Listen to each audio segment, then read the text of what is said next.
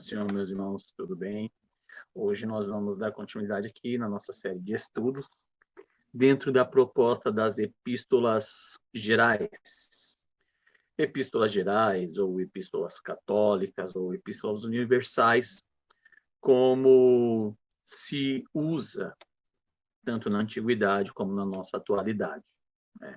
Então, dentro dessa série de epístolas universais, nós vamos tratar aqui acerca das epístolas de Tiago, de Pedro, primeira, segunda e terceira de João e Judas. Essas epístolas, elas vão ter um caráter universal, elas vão ter um caráter de abrangência de localidade, elas não vão ficar restritas a uma única localidade, mas elas são cabíveis em qualquer lugar em que se ela esteja, tendo em vista que o princípio da igreja aqui, nós vamos principiar a igreja dentro do contexto da igreja apostólica, que se começa dentro de um contexto judaico, né? Conforme se expressa às vezes erroneamente que os judeus não tem nada a ver com a igreja não tem nada a ver com os judeus, não, muito pelo contrário. A igreja ela começou com os judeus, os apóstolos eram judeus, né? Então esse princípio primário que vai trazer para nós aí uma abrangência diferenciada, né, dentro dessa contextualidade, nós vamos ter o sentido dessas epístolas que vão atuar aí no nosso meio, vão trabalhar nas nossas vidas em caráter doutrinário e abrangente, tratando de problemas locais em que a igreja tinha, não só a igreja, mas também nós na nossa atualidade. Então, é uma carta, são epístolas que são bastante atuais, se assim podemos dizer, né? Então, a nossa introdução aí vai dizer o seguinte: as epístolas gerais. É um termo aplicado para as epístolas de Tiago, Pedro, Judas e João. Como já temos uma matéria da epístola aos Hebreus, não incluiremos neste módulo, não incluiremos nessa série de estudos, tendo em vista que a epístola aos Hebreus, nós vamos, muito embora ela seja também geral, ela seja universal, mas ela foi inferida primeiramente para os judeus. Então, os judeus é quem vão se fazer valer dessa epístola primária, e nós vamos fazer o estudo dela juntamente com a série de doutrinas Trindade e Teísmo. Então, vai ser uma matéria só proposta dentro dessa classificação, Hebreus, Teísmo e Trindade. Então, nesse momento, nós não incluiremos ela aqui em primeira instância, para nós tratarmos dela de forma mais abrupta. E são também conhecidas como epístolas católicas, tendo em vista que a igreja, no seu princípio, era a igreja apostólica, como disse, ela começou com os judeus, começou dentro de uma inferência de uma judeidade. Então, sendo principiado com os judeus, a igreja ela vai ter três características. A igreja ela é una, a igreja ela é santa e a igreja ela é católica. Una no sentido de unidade. Essa igreja ela é abrangente de todos os lugares, de todos os vales, de todos os ermos, de todas as adjacências. Nós vamos ter aí uma mesma igreja em qualquer lugar. Nós temos esse caráter físico da igreja mística, ou seja, a igreja constante dos salvos em todos os lugares do mundo. Então, essa igreja, ela vai ter esse caráter de una, porque a igreja é uma, não existe mais de uma igreja, né? Lembrando sempre que para o Senhor, na antiguidade, no período veterotestamentário, existia para o Senhor apenas dois povos, sendo eles judeu, que eram aqueles que eram inferidos da representação divina, ou seja, a representação divina estava sobre eles. Então, eles eram os representantes legais de Deus aqui na Terra.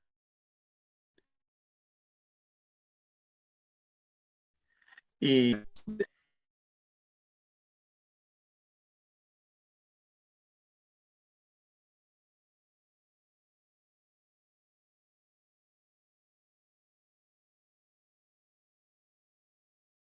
texto gentílico. Então, o judeu era aqueles que eram separados como povo de Deus, e gentil era todo aquele que não era povo de Deus. O judeu era aquele que era circuncidado, e o gentil era o incircunciso. Então, nós temos aqui, em primeira instância, essa separação. Para que o gentil ou incircunciso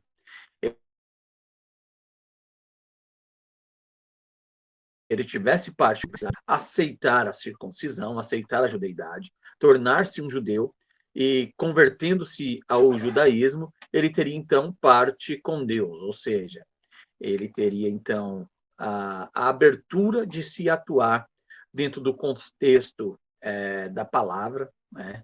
Dentro dos ensinamentos da palavra, aquilo que a palavra trazia de regimento vital, então ele teria esse acesso. Com o nascimento de Jesus em forma corporal, a sua morte e a sua ressurreição, nós temos aí na vida de Jesus a inferência do terceiro povo. Então sabemos que tinha judeus e gentios no período veterotestamentário. No período neotestamentário, nós vamos surgir aí como o terceiro povo. Esse terceiro povo, ele era um mistério oculto que fora escondido no seio de Deus desde a antiguidade e agora manifesto por meio da igreja. Então, a igreja vai ser o terceiro povo. E esse terceiro povo, que quando Deus olha dos céus para baixo, ele enxerga três povos, eram aqueles que, primeiramente, eram seus representantes, mas negaram a essa representação no sentido de levar esse conhecimento de Deus, levar a salvação às demais nações, que eram os gentios. Então, nesse momento, Jesus ele vai abrir um leque e vai transferir essa tarefa agora para a igreja. A igreja hoje que tem a responsabilidade de fazer com que todas as nações do mundo cheguem ao conhecimento de Deus. Então, Jesus, no Evangelho de Marcos, ele vai concluir dizendo: ide por todo mundo e pregai o Evangelho a toda criatura. Todo aquele que crer e for batizado será salvo, e quem não crê está condenado. Então, aí o poder de conhecimento de Deus está sobre a igreja. E Jesus, ele disse no texto áureo da Bíblia,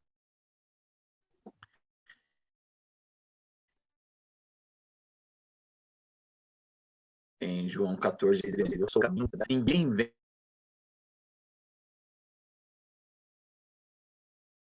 Pai, não é mais o judaísmo, não é os gentios, mas única e exclusivamente a igreja. Então, se o gentio quiser ter parte com Deus, ele precisa ser igreja. Se o judeu quiser ter parte com Deus, ele precisa ser igreja. Assim, ele terá uma abrangência dentro do contexto do plano divino, né? O plano divino dentro do contexto salvífico. Então, com esse povo que for aberto agora, nós temos aí a igreja sendo o representante legal de Deus. E nós temos aí o período primário aí da igreja apostólica. A igreja apostólica ela começa e os apóstolos começam apregoando, expandindo o evangelho para todas as localidades. Paulo trabalhou veementemente quanto a esse contexto, pregou a todas a todo o seu mundo de então, vamos assim dizer. E esse contexto fez com que muita gente viesse a conhecimento do evangelho em cidades distintas, cidades diferentes, cidades longínquas. E essa abrangência do evangelho, o evangelho ele não poderia ter duplicidade. Esse evangelho ele tinha que ser único, ele tinha que ser uno. E aí nós temos esse contexto da igreja, a igreja ser una, a igreja é única. Não importa em que lugar do mundo que se esteja, o Senhor, quando ele voltar, ele virá buscar uma igreja. A igreja ela é una, a igreja não tem divisão. Muito embora nós estamos falando aqui da igreja mística, a igreja institucional ou a igreja física, e nós temos as subdivisões. Uns congregam na denominação A, outros na denominação B, e por aí vai. Né? Mas todos são constantes da igreja mística, ou seja, da igreja invisível, a igreja que Jesus virá buscar. Jesus não virá buscar uma placa de igreja, porque a única placa que salva é a placa que estava posta na cruz do Calvário, ou seja, Jesus de Nazaré, Rei dos Judeus. Essa é a única placa que tem o poder de salvação. É a placa que aponta Jesus como o Rei eterno. Quando nós falamos dentro desse contexto, nós vamos ter aí que a igreja é una, ela é santa. Por que a igreja é santa? A igreja é santa porque no seu período, dentro do contexto da igreja apostólica, existiam diversos credos religiosos. Existia uma multiplicidade de crença em deuses pagãos ou até mesmo deturpação do Deus verdadeiro. Nós vamos ter também nessa época, nós vamos ter o judaísmo, no qual Jesus nasceu, cumpriu um judaísmo perfeito, porque Jesus ele nasce de nacionalidade judia. Jesus ele cumpre o seu judaísmo, mas o judaísmo em si ele está dividido em diversas facções. Dentre as principais, nós vamos ter aí os saduceus e os fariseus. Então, quando nós entramos dentro desse aspecto de santidade, a santidade ela vai ter um contexto de agradabilidade, ou seja, aquilo que é agradável ao Senhor. Então, aquilo que é agradável ao Senhor é aquilo que traz agrado, que traz alegria ao seu coração. Então, nós vamos ter aí a igreja sendo única e a igreja sendo santa, ela cumprindo os princípios, tanto veterotestamentário, quanto de Jesus de Nazaré, que o próprio Jesus vai trazer uma ratificação de que todo o Antigo Testamento falava acerca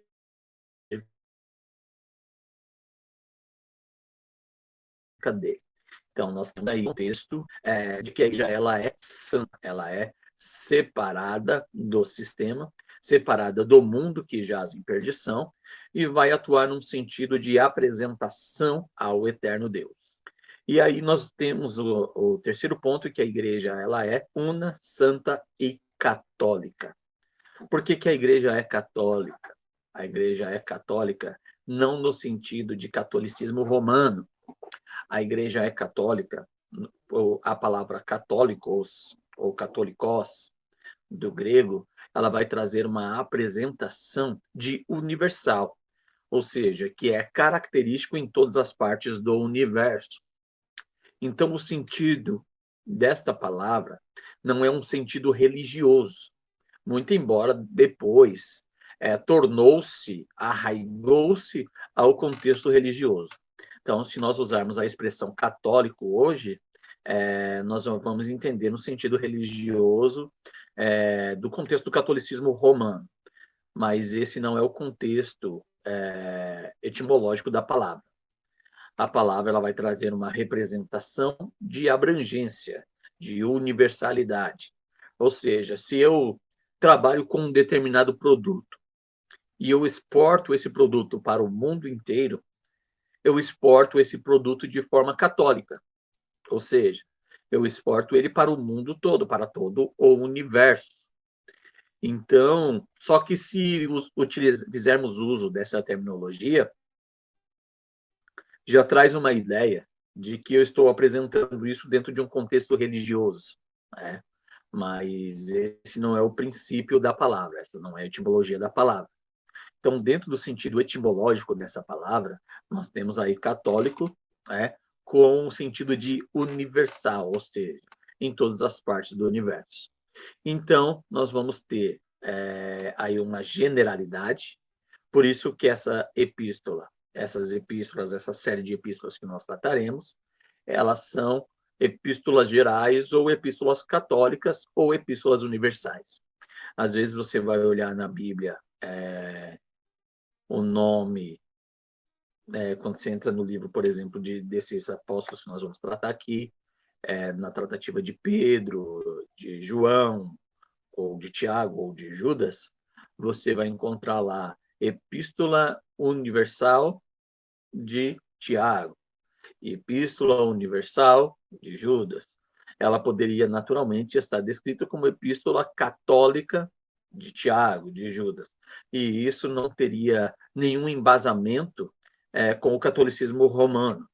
Ou seja, isso seria antes desse contexto. Então, a igreja ela é una, santa, católica. Depois, quando no terceiro século a igreja ela faz uma aliança com o Império Romano, então a igreja ela muda o sentido. Ela deixa de ser una, santa, católica para ser católica, apostólica e romana. Então aí adentra a terminologia começa a se arraigar a Roma dentro do contexto do catolicismo que hoje nós conhecemos, no sentido de credo religioso, tá? Mas essa não é a nossa premissa aqui. Nossa premissa aqui é justamente a terminologia, a etimologia dessa palavra. Então, o termo católico, na citação acima, não é uma referência a uma denominação ou uma igreja. Isso significa, em épocas anteriores, universal, geral ou não localizado, ou seja, não preso a um local específico, mas de caráter abrangente. Significava um grupo de escritos que iam de uma congregação específica, mas a um grupo geral de pessoas, e no caso dessas epístolas, isso significava que elas eram determinadas, elas foram destinadas principalmente ao povo judeu. Foram assim chamadas a partir de Eusébio de Cesareia, o historiador da igreja, em 265 a 340 da era cristã. O termo provém do grego katolikos, que significa geral ou universal. Assim, o termo que, na maioria das pessoas, hoje usa para se referir a essa divisão do Novo Testamento é epístolas gerais, para que não se haja confusão na base contextual da palavra e se atribua ela a um grupo específico em contexto religioso. Então, hoje nós utilizamos de uma forma mais clara universal, e também universal hoje, né, pode ser uma apresentação, não é tão forte como o católico, mas já tem aí a sua atribuição também a um grupo específico religioso, né? Mas o catolicismo já está mais arraigado, né? O universal, nós já temos uma mente já mais aberta quanto ao contexto de universal, e nós entendemos claramente que universal é referente ao universo. Mas quanto à terminologia católico, nós vamos ter aí uma mente um pouco mais fechada, porque isso não chegou para nós dentro desse sentido original. Quando já chega para nós, na nossa era, já chega dentro de um contexto de um credo religioso, ou seja, uma apresentação religiosa, uma especificação de uma igreja. As características dessas epístolas podem ser vistas no início de cada uma delas como se segue. A de Tiago, por exemplo, se dirige às 12 tribos que se encontram na dispersão, ou seja, as 12 tribos que se dispersaram, as 12 tribos de Israel, que foram dispersas em umas das diásporas, houve a separação, se dividiram em comunidades, e posteriormente Tiago ele vai fazer o uso dentro dessa terminologia para mandar essa carta a esses irmãos que estão dispersos, para que eles tivessem aí um mesmo caráter, um mesmo parecer, um mesmo pensamento. A Epístola de Pedro escreve aos eleitos que são forasteiros da dispersão, dentro ainda da mesma tônica de Tiago, mas aqui ele já é um pouco mais específico, ele já vai dar apresentação de localidade, ele vai dizer no Ponto, na Galácia, na Capadócia, na Ásia e na Bitínia. E logo aos que obtiveram fé igualmente preciosa na justiça, no nosso Deus e no nosso Salvador Jesus Cristo. Então, aí nós temos o prólogo da primeira epístola de Pedro, capítulo 1, versículo 1, e a segunda epístola de Pedro, capítulo 1, versículo 1. Então, o prólogo aí das duas cartas, a saudação inicial das duas cartas. Em João, nós temos o seguinte: João se dirige aos que puderam ter comunhão conosco. E aqui a menção do prólogo na primeira epístola de João, capítulo 1, versículo 3. Logo depois, ele vai fazer menção da senhora eleita e aos seus filhos. Senhora eleita e aos seus filhos, ele está fazendo aqui uma menção à igreja, uma assertiva acerca da igreja, aqui na sua segunda epístola, capítulo 1 e versículo 1 também. E na terceira, ele vai fazer, e também ao amado Gaio. Então, aqui nós temos 3 prólogos das 3 epístolas, 3 saudações iniciais das 3 epístolas de João. E a de Judas vai descrever o seguinte: Judas, por sua parte, escreve aos chamados amados em Deus Pai e guardados em Jesus Cristo. Judas, capítulo 1, versículo 1.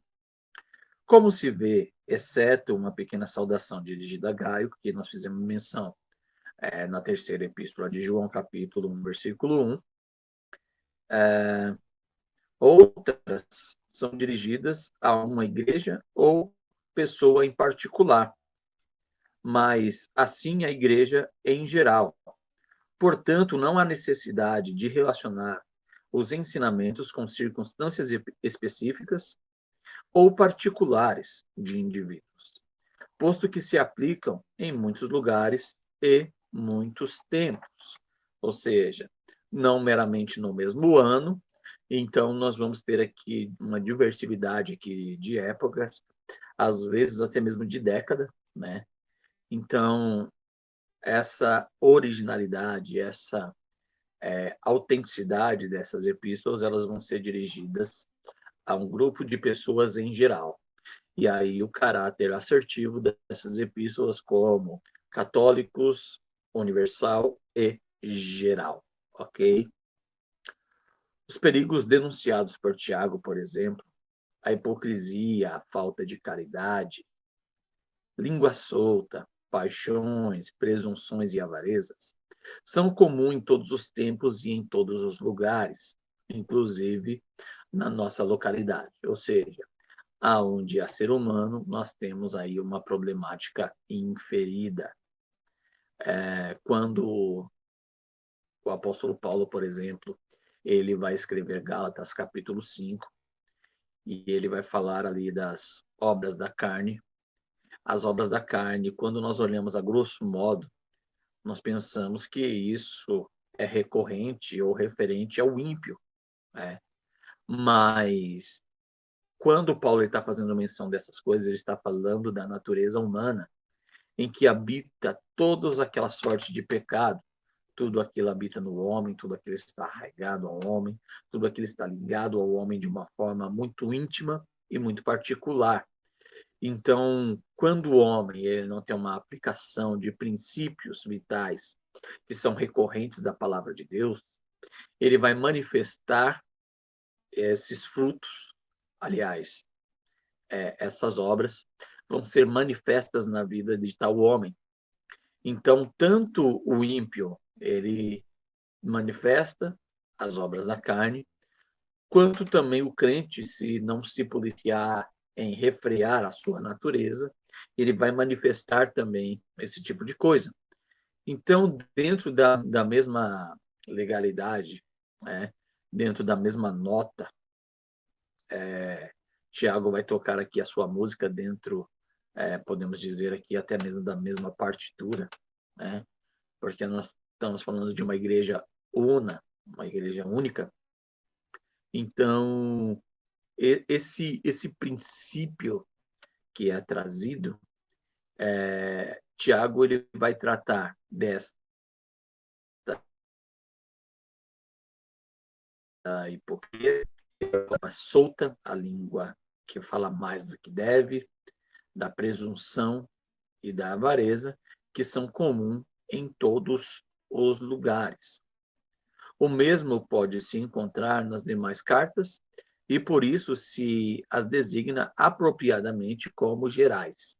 Ou seja, ela não está presa a uma época, ela não está presa a um povo, ela não está restrita a uma localidade, a uma década ou até mesmo um século, mas ela vai ser recorrente até mesmo nos nossos dias. Quando nós a lemos, para nós, é como o jornal de hoje. Vamos fazer aqui a leitura da carta de Paulo aos Efésios, no capítulo de número 5, para que isso torne mais claro para nós. Gálatas, capítulo 5, e o versículo de número 19.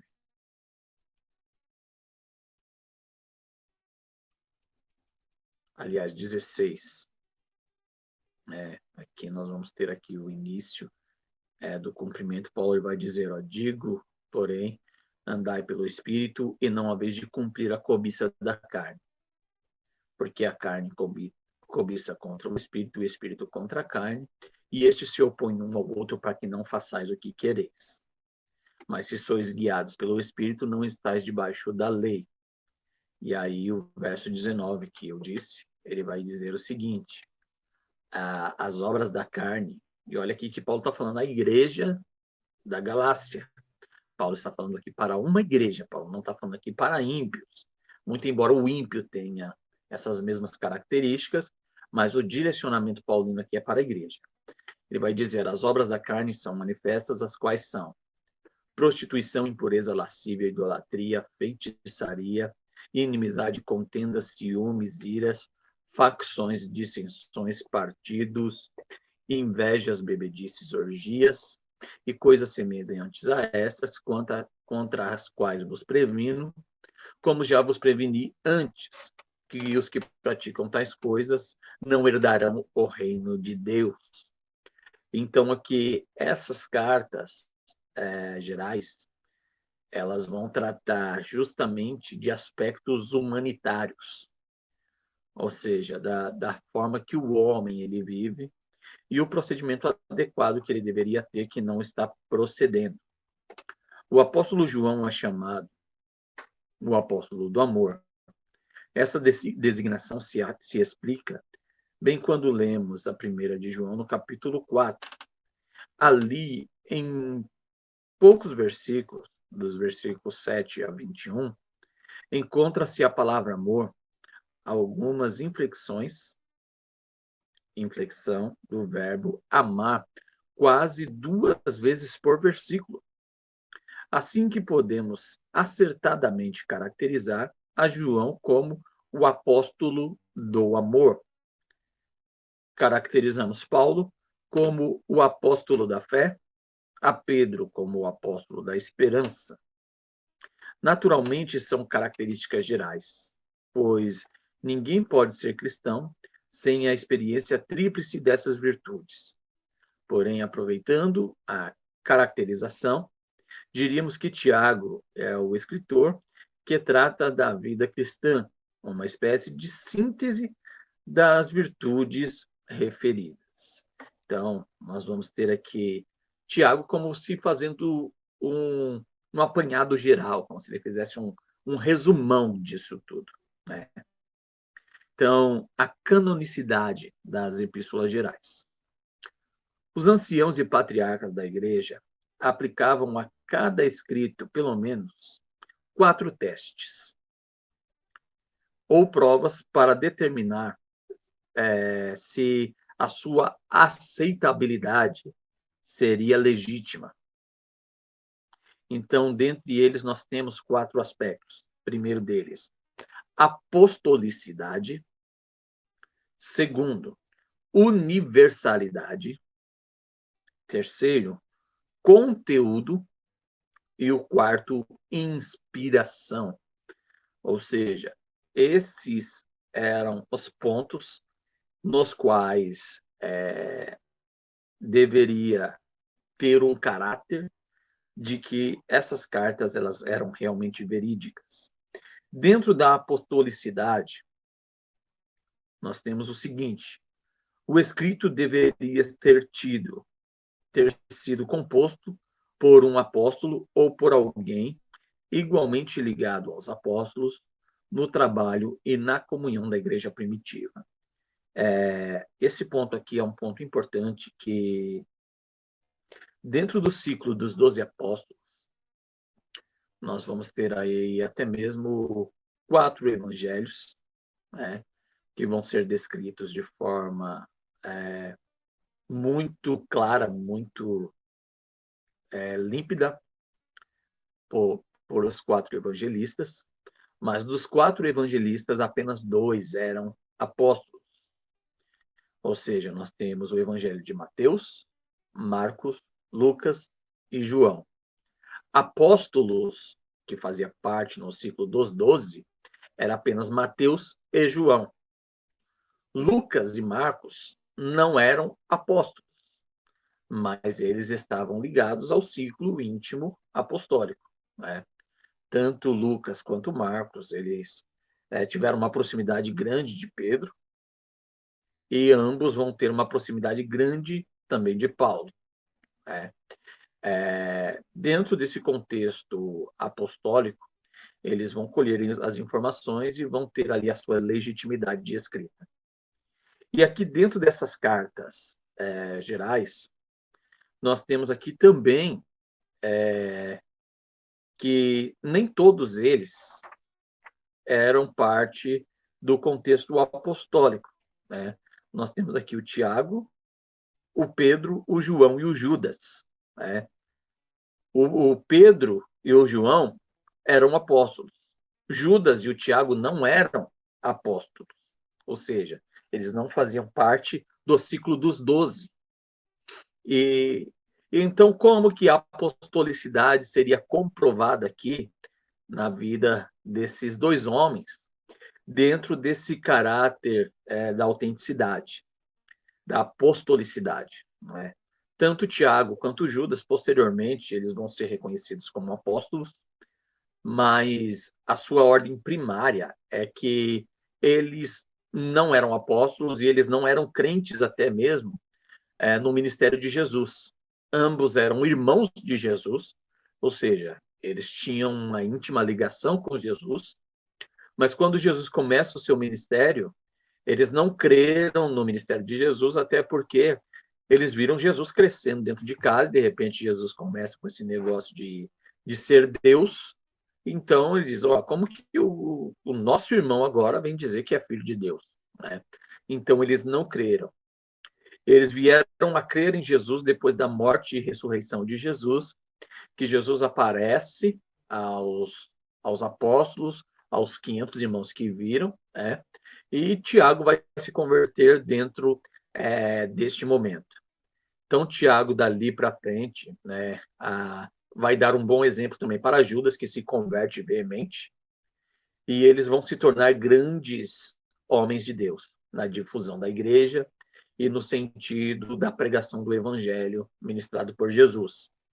Então, o requisito apostólico era que ele tinha que ser um dos apóstolos ou estar ligado intimamente no trabalho, juntamente com os apóstolos. E Tiago, em Atos 15, por exemplo, nós vamos ter a menção de Tiago como o presidente, ele presidindo o concílio, o primeiro concílio da igreja.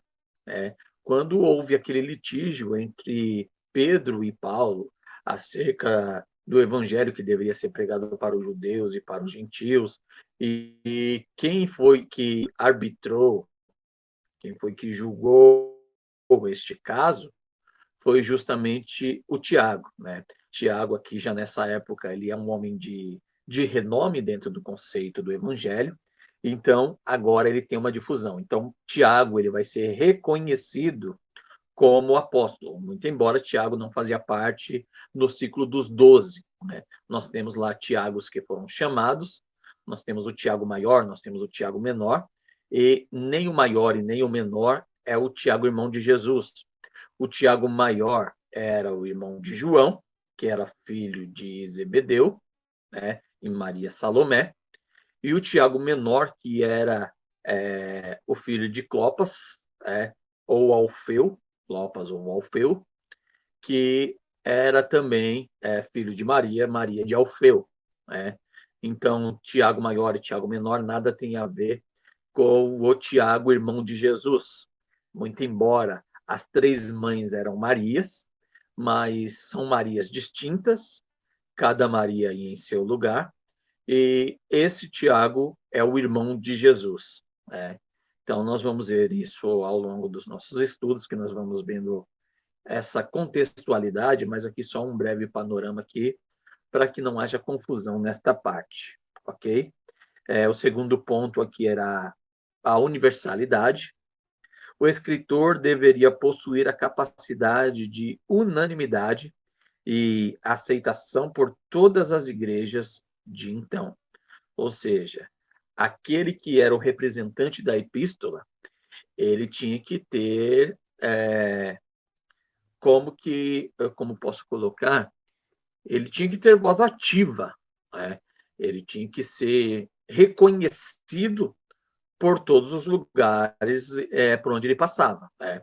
Se alguém olhasse para ele e dissesse, não, esse cara aí ele não tem uma vida adequada, ele não corresponde, ele não tem nada a ver com o ciclo apostólico, então cairia por terra a escrita dele, ou seja, toda a autoridade da sua escrita seria jogada por água abaixo. Então, ele deveria ter um caráter de autoridade, uma capacidade, uma aceitação universal, uma universalidade de todas as igrejas. O terceiro ponto é o conteúdo. O teor e as doutrinas do escritor deveriam concordar com as doutrinas anteriormente recebidas pela igreja, da parte de Deus e pelos apóstolos. Como fiz menção de Atos 2:42, nós vamos ter que a igreja ela perseverava na doutrina dos apóstolos. Os apóstolos tinham uma doutrina? Não. A doutrina dos apóstolos era a doutrina de Cristo, mas a representação legal é os apóstolos, por isso a denominação de doutrina dos apóstolos.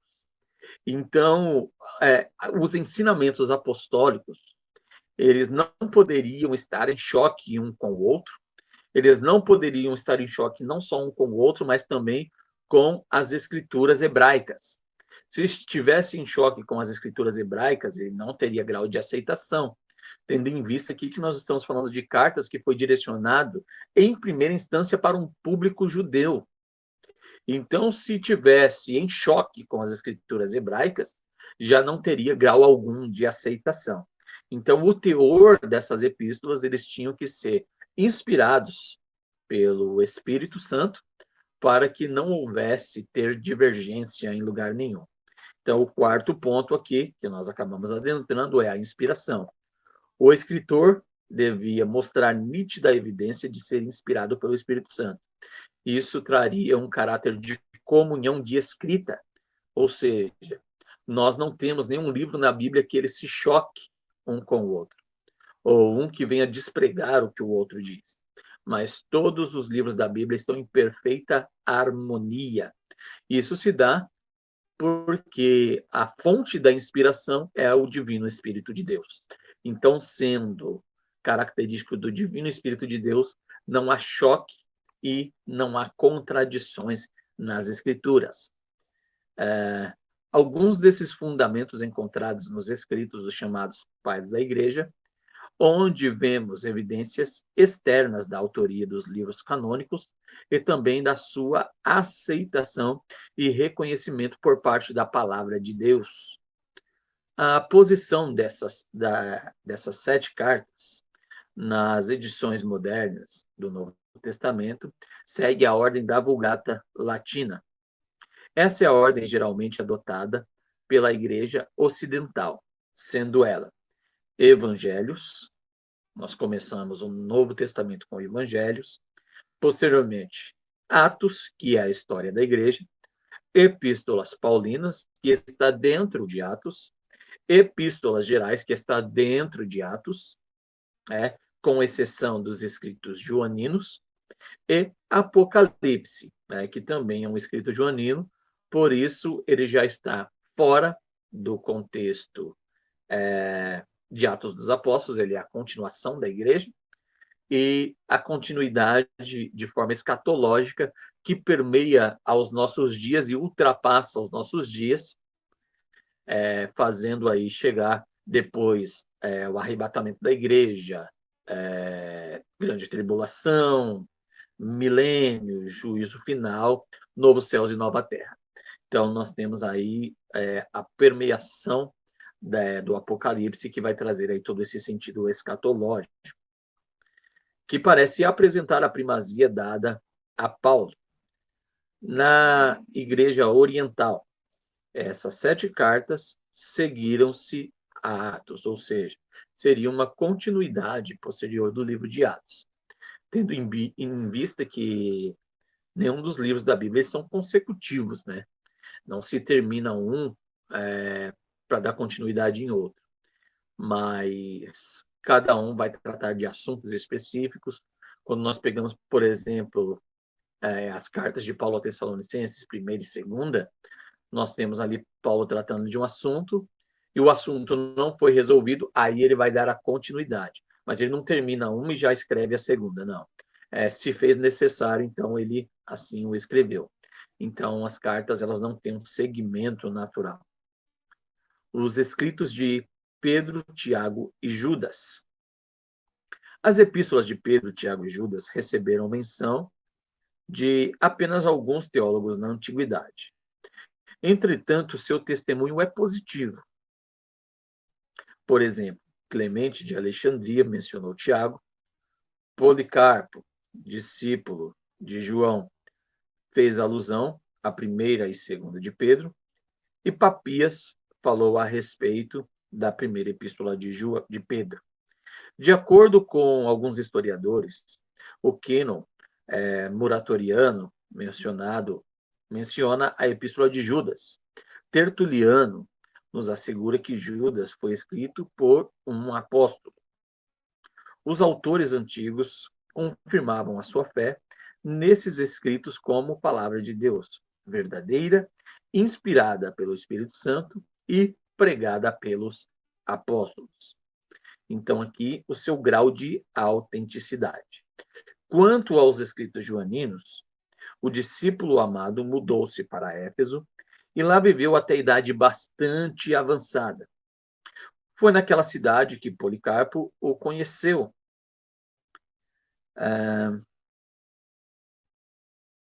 Pátimos, a ilha onde foi exilado, ficava próximo a Éfeso. Irineu, discípulo de Policarpo, conta-nos que João viveu até os dias de Trajano, no ano 98 a 117 aproximadamente da era cristã, tendo em vista que João ele vai voltar de Patmos lá no ano 98 aproximadamente, ele volta para Éfeso e vive mais cerca de 3 anos, então aí permeando cerca do ano 100, 101 aqui uma sombra de variação de datas, vai trazer essa ideia até o 117. Tá? Policarpo fez uso da primeira epístola de João. O cânon muratoriano, que está incompleto, cita pelo menos o Evangelho de João e duas epístolas, provavelmente segunda e terceira de João. O cânon muratoriano, ele é a cópia mais antiga do Antigo Testamento. Então, só para não ficar no ar essa questão aí, tá? As datas das epístolas gerais, elas foram escritas durante uma era de perseguição e apostasia até o final do século IV. Todos os livros que compreendem as epístolas gerais já eram aceitos como livros canônicos. Foram escritas entre 68 e 95 aproximadamente, ou até mesmo permeando até 98. Porém, o pastor Antônio Gilberto, ele assevera ter sido até os anos 90 da era cristã. O propósito das epístolas gerais. De acordo com a teologia, os evangelhos e atos se constituem como fundamento da igreja, né? Que nós temos aí o contexto da vida de Jesus, nascimento, obra, morte e ressurreição de Jesus, em se tratando de evangelho, as saudações finais dadas ali no princípio de Atos dos Apóstolos, a descida do Espírito Santo e a continuação da igreja, certo? Com a igreja sendo fundamentada, nós vamos ter aí a sucessão das epístolas paulinas, né? Trazendo aí o edifício ou as paredes doutrinárias. As cartas gerais são como um cercado ao redor do edifício que é a igreja. Essa cerca constitui-se especialmente de duas bases sustentadoras. A primeira delas é os ataques externos, vindos de fora para dentro da igreja, e os ataques internos, que eram as ameaças que a igreja sofria pelo lado de dentro. Então, nós temos aí dois problemas a serem tratados, tanto os de fora quanto os de dentro. Então, dentro desse contexto de defesas externas, nós tínhamos o sofrimento e a perseguição por conta dos imperadores que perseguiam a igreja, queriam matar os apóstolos, queria acabar com a questão do evangelho, o judaísmo que dava em cima, e o judaísmo dentro do contexto dos saduceus, né, que queriam acabar com o evangelho de vez, que queriam provar que Jesus não era verdadeiro, que Jesus foi apenas um revolucionário, e assim por diante. Então, nós tínhamos aí os ataques externos, e os ataques internos eram as heresias e os falsos mestres que surgiam de dentro da igreja com ideias totalmente deturpadas, contrárias ao contexto da palavra. E como nós já fizemos menção aqui na primeira fala, os livros da Bíblia, eles não podem ter choque, porque a mesma fonte inspirativa é de todos eles. Desde de Gênesis a Apocalipse, a fonte inspirativa é o Divino Espírito de Deus. Então, não tem como haver choque. Mas aí, quando se entra pessoas que têm os seus pensamentos particulares, eles querem deturpar o texto bíblico ao seu bel prazer e aos seus próprios propósitos, então eles começam a trazer coisas que são contrárias. E quando a gente fala de heresia, todas